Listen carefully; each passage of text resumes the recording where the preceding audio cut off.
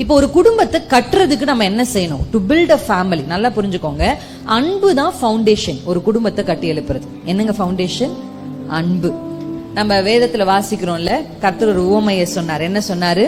ஒருவன் கற்பாரின் மேல கட்டுனா, ஒருவன் மணலின் மேல கட்டுனா. இப்ப கற்பாரின் மேல கட்டினவனும் மணலின் மேல கட்டினவனும் வெளிப்பக்கத்திலிருந்து பார்த்தா ரெண்டு பேரும் கட்டுனது தான் தெரியும். ஆமென். உள்ள என்ன இருக்குன்றது யாருக்குமே என்ன பண்ணாது, தெரியாது.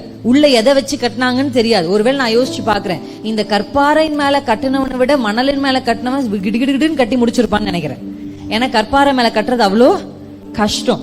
இப்ப ரெண்டு பேரும் கட்டி முடிச்சுட்டாங்க. ரெண்டு பேரும் பார்க்கும் போது எப்படி தெரியும்? என்ன நீ அங்க போற அப்படி இருக்க, நான் இங்க இருக்க நல்லா இருக்கேன், ஒன்னும் வித்தியாசம் இல்லையே, நீயும் நான் ஒண்ணுதான். எப்ப தெரியுமா இவங்க ரெண்டு பேருக்குள்ள வித்தியாசம் தெரியும்? புயலும் காற்றும் தான். ஹல்லேலூயா. இந்த புயலும் காற்றும் தான் யார் எதன் மேல வீட்டை கட்டியிருக்காங்கன்னு தெரியும். ஆமென்.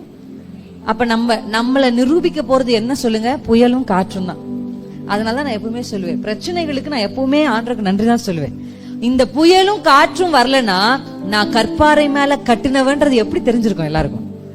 இந்த புயலும் காற்றும் வந்து அந்த வீடு சாஞ்ச போதுதான் எல்லாரும் கண்டுபிடிச்சாங்க, இல்ல இவளுடைய வீடு, இவனுடைய வீடு, இன்னாருடைய வீடு சாயலே. காரணம் என்ன? கற்பாறை ஆகிய கிறிஸ்துவின் மேல இந்த வீடு கட்டப்பட்டிருக்கிறதுனால.